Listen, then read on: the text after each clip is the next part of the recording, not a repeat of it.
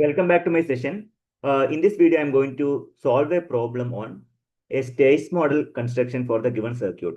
As you can observe, construct the state model for the electrical circuit, which is shown below. We have an electrical circuit. Okay. So you need to form the state model. So how to form the state model based on while observing the given circuit diagram. Yes, now let's get started. So I'll be explaining the entire steps in a point by point wise. First, you would please look on the circuit, identify how many loops are there. Yes, of course, we can say there are two loops, right?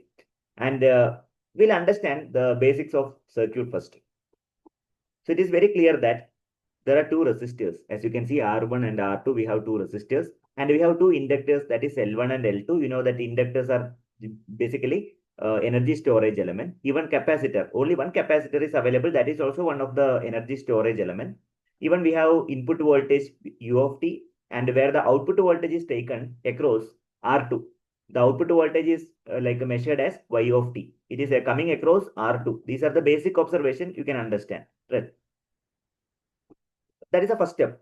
Okay, every step has provided a certain weightage. So kindly write the step by step. Now I'm going to talk about like choosing the state variable. So what I will do is I'm going to choose the x of t. See, you can check x of t, that is equal to I1 of t. X of t is one of my state variable, that is equal to I1 of t, current flowing through the inductor 1. Similarly, x2 of t, that is voltage across the capacitor C. X3 of t, that is equal to I2 of t, current through the inductor. Now, how did I choose these elements? The reason is very simple. Choose the state variable according to energy storage element. Here, tell me what are the energy storage element available? L1, L2, and C. These are the three energy storage elements which are available over here. So, based upon that, I have chosen the state variable as x1, x2, x3, where x1 is nothing but I1 of the current flowing through the inductor. If I talk about the voltage across capacitor, that is Vc of t, that is equal to x2 of t, and x3 of t is nothing but current flowing through the inductor. So this point you have to keep in your mind. Yes, that is belong to the step number 2. Next, what you are going to do? So our ultimate goal is to form the state equation like dx1 by dt, dx2 by dt, dx3 by dt. We need to calculate dx1 by dt. That is nothing but x1 of dash. Dx2 by dt is nothing but x2 of dash. Dx3 by dt is nothing but x3 of dash. So I can write once again for you. So dx1 by dt, I can write like x1 dash. Dx2 by dt is nothing but x2 dash. Dx3 by dt is nothing but x3 dash. This I want to make out. So I need to calculate dx1 by dt, dx2 by dt, and dx3 by dt. Now I am going to apply the KVL. KVL I am going to apply. So now please observe carefully. Here you can check the KVL. See, we have loop number 1. Two loops are available. Okay, loop 1. And we have another loop, that is loop 2. So apply the KVL. You can start from any one of the point. Let me start from here. So there is one resistive element, that means I1 into R1. Here minus 2 plus 2 minus means you will be getting like a fall in potential. So minus U of t you have to take. Then we have like a rise in potential, that is actually VC, voltage across capacitor. And there is an inductor, that also you can consider VL1. Okay, so can you have to start from this point, right? Finally, you have to reach at this destination. You have to make a loop. You have to apply the rules of KVL. I discussed entire details about KVL in the lecture series of basic electrical engineering. You can visit. I'm going to share the link also. Yeah. So if you apply KVL, I'll be getting like VC of t, then VL of t plus VR1 minus U of t is equal to 0. So I think you can move U of t to RHS. So it becomes like a U of t. So VC of t plus. So what is voltage across inductor? Voltage across inductor is given by the value of inductance into dA by dt. Okay, that point you will be applying here. Then VR1 is nothing but voltage across resistor, that is product of resistance and current. That is actually Ohm's law. That is equal to U of t. So now do one thing. I just wanted to calculate dx1 of t. So I can separate di1 of dt in LHS. Remaining terms I can move on to RHS. So remember, x1 of t is nothing but I1 of t. x2 of t is nothing but Vc of t. That you have to remember. Correct? Later on, what you are going to do is just replace. instead of di1 of dt, what you are going to do? I'll be putting instead of di1 of dt, I'll be writing like dx1 of t by dt. Instead of vc of t, I'm going to write x2 of t because I want the state space model, right? So x1 of t, you can check. Please check out x1 of t is equal to I1 of t, x2 of t is equal to vc of t. The same thing I'm going to apply here. Kindly verify once again. So instead of vc of t, I'll be putting like x2 of t, x2 of t. Okay, you can write instead of vc of t, I can write x2 of t, x2 of t. Then di1 of t, you can write like dx1 of t by dt. Then r1 into x1 of t, that is equal to u of t. Fine. Next, you separate the value of dx1 by dt. Let the remaining term should go to RHS. Only dx1 of t by dt should be in the left side. So it becomes like 1 by L1, then u of t minus r1 into x1 of t minus vc of t. So in spite of vc of t, you can substitute x2 of t. I already told you.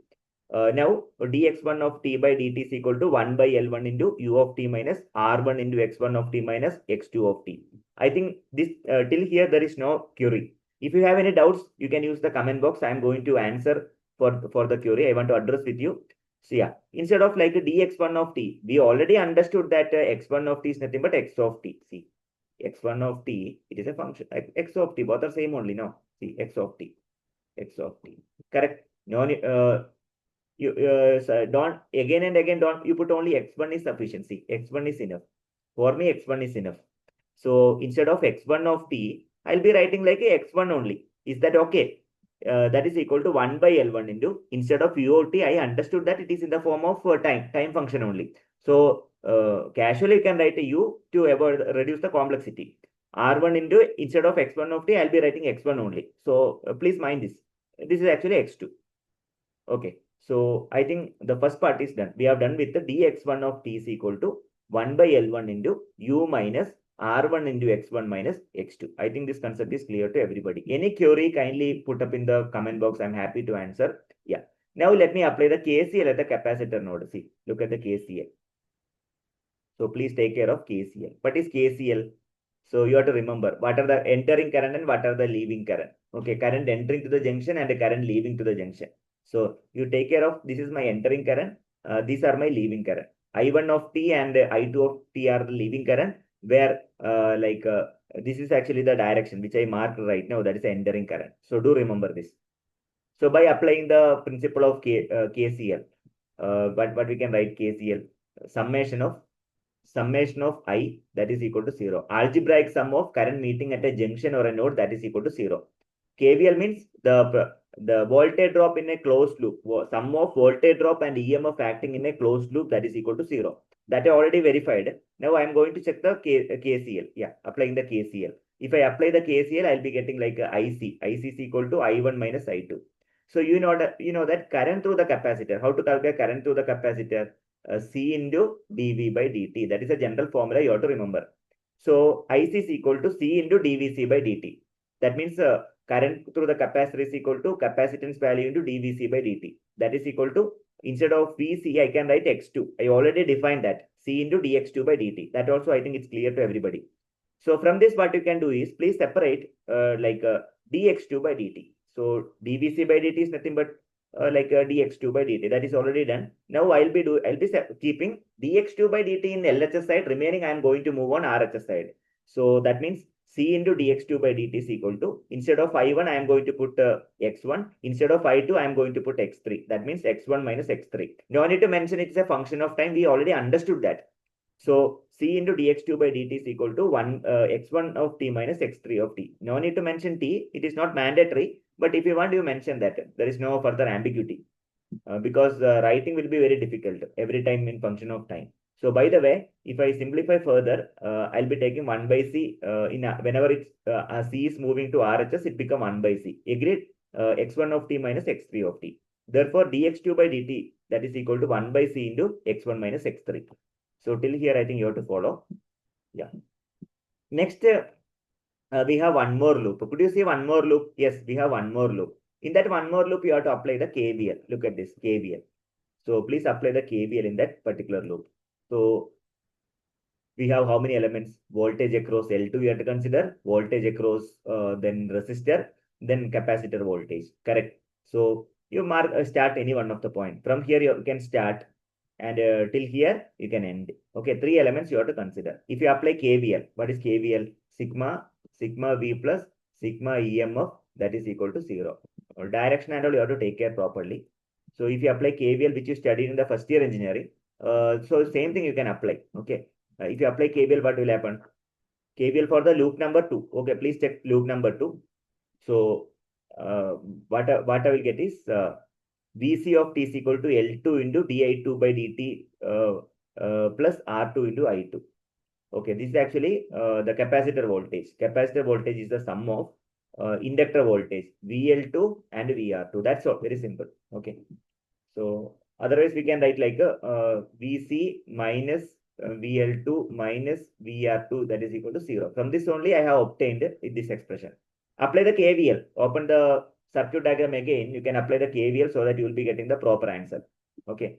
So while moving further, instead of VC of t, let me put x2 of t. x2 of t is equal to L2 into, instead of I2 of t, I am going to put x3 of t. x3 of t by dt plus R2 into x3 of t. So here do one thing.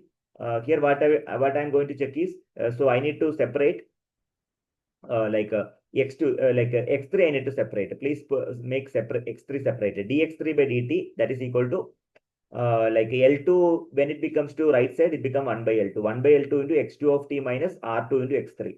So finally, let me recap what are the equations we have obtained. We have obtained the three major equations. They are, number one, please verify once again. We obtained the first equation. This is your first equation, dx1 of t. You can see the complete expression. Secondly, we obtained, using the KCL, we obtained another expression, dx2 by dt equal to 1 by c into x1 minus x3. Thirdly, we apply the KVL for the loop number 2. Later, we applied KVL effectively. We got dx3 by dt. These are the three expressions we already obtained. Now I'll be talking about the output equation. Now tell me how to write the output equation. So all of you please visit the figure, check the figure once again, check the diagram. So how to calculate the output voltage Y of t? Voltage across R2, apply the Ohm's law. Voltage across R2 is nothing but value of current flowing through the resistor. That is I2 of t into, what is the value of resistance? R2. If you apply that, you are able to write the output equation. Yes, let me modify the output equation. So I'm going to modify the output equation in this fashion. Kindly pay attention. Let me check the output equation. That is equal to Y of t is equal to R2 I2. So Y of t is nothing but, instead of I2, let me put x3. Y of t is equal to R2 into x3. Now I am capable of writing the equation in the form of a matrix form. So we can write like a x of t. X of t is nothing but a column matrix x1, x2, x3. Then u of t is nothing but u. I can write u. The state equation is nothing but x dash of t. Otherwise, we can write like a dx by dt. Dx by dt is equal to a into x of t plus b into u of t. So you do refer the equations and you can fit the coefficient. Everybody, please look at the first equation. What was the first equation? First we obtained in the loop 1. Yeah, you take only the coefficients. So I'll be turning on the first equation. So please verify the first equation, everyone. Yeah, this is my first equation. dx1 by dt, that is equal to 1 by L into u minus 1 by L into R1 into X1 minus 1 by L into X2. Corresponding X1, X2, U, you can note down the coefficient. For example, corresponding X1, the coefficient will be minus R1 by L1. Corresponding X2, my coefficient is equal to minus 1 by L1. Okay, corresponding U, it will be 1 by L1. By the way, let me modify the equation. Let me modify, see, first one, minus R1 by L1. Minus 1 by L1. Third one will be x3 term will be 0. In the second case, you look at the second equation. What was my second equation? My second equation was like 1 by, so dx2 by dt equal to 1 by c into x1 minus x3. Only you have to consider the coefficient of x1 and the coefficient of x3. Coefficient of x1 I can take a minus 1 by c. Coefficient of x3 also coefficient of x1 equal to 1 by c. Coefficient of minus x3 will be minus 1 by c. Same thing, let me adopt here. Look at this, 1 by c, coefficient of x1. We don't have any coefficient corresponding to x2. So let me put 0. Corresponding coefficient like x3, I need to put minus 1 by c. Now third equation is actually important. Third equation. So look at the third equation. dx3 by dt equal to 1 by L2 into x2 minus R2 into x3. Here x1 term is equal to 0. Only we have x2 term as well as x3 term. x3 term will be minus R2 by L2. x2 term will be 1 by L2. So keep in mind this term. See, I have written the same fashion. Corresponding S3, the coefficient of first term will be 0. Coefficient of second term equal to 1 by L2. Coefficient of third term is equal to minus R2 by L2. Next, what you can do is you have to mention about the B. B you have to calculate B.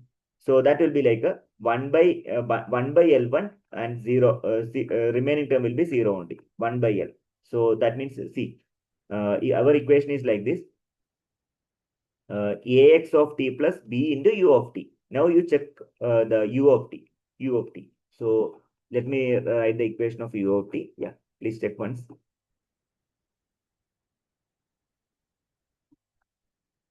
So please refer the please refer that particular equation. Yeah. U of t is equal to u. Input. I'm going to talk about the input. So we'll be taking like a 1 by L1. I think it's clear to everybody. 1 by L1. Here you will be getting the 1 by L1. Look at this. dx1 of t by dt is equal to 1 by L into u minus r1 x1 minus x2. Here corresponding u, the coefficient is 1 by L. So the same thing I have written over there. There is no further confusion. See, b1 is equal to 1 by L. Remaining term. Let me look at the second equation. In the second equation, I think, see, look at the second equation. No u is present. Third equation also there is no u present. So don't worry. So no need to mention. Remaining you can put 0 only. Only one term like a u coefficient is available. That is 1 by L1. Remaining will be 0 itself. Then output equation is nothing but y of t is equal to c into x of t plus d into u of t. C will be like a raw matrix. Okay. C into x of t plus d into u of t. Here also you can select the corresponding term. Okay. Check the corresponding coefficient. The first two coefficient will be 0. Only like a third coefficient is present. Third element coefficient is present. D term will be 0 only. Okay. Please verify once again. Yes, how do I find the coefficient? Look at this R2 into X3. R2 y is equal to R2 into X3. Only the third term, that is X3, you need to put R2. Remaining, you are going to put 0 only. So D will be absolutely 0. So ultimately, this is my like state modeling, state space modeling. I could find out, I could write like x dash of t is equal to ax of t plus bu of t. And I could find out what is A, what is B, what is C, and what is T based upon the coefficient which you already formulated the equations. Ultimately, I can write like x dash of t is equal to a into x of t plus b into u of t. If you substitute the same thing, you will be getting the proper answer. Y of t is equal to c into x of t plus d into u of t. So these are the state space modeling. I have written in the matrix form so that my modeling process will be completed. So what we have done finally, so we have drawn the circuit diagram, then we formulated the electrical equation, then we have done the substitution like identify the energy storage element, and you identify the like energy storage element and assign the respective equations. Okay, based upon that, we obtain the state space model in this context. So kindly verify this answer once again. Also, if you have any query related to this question, you can use the comment box. I'm happy to answer. Thank you very much for watching this video. I wish you all the very best for your competitive examination. Study well effectively, and you have to practice similar kind of problem. Even if you want similar kind of problem, I can solve and put up in the drive. I can support you. Thank you very much for watching this video. Wish you all the very best. Happy learning. Have a great day. Thank you.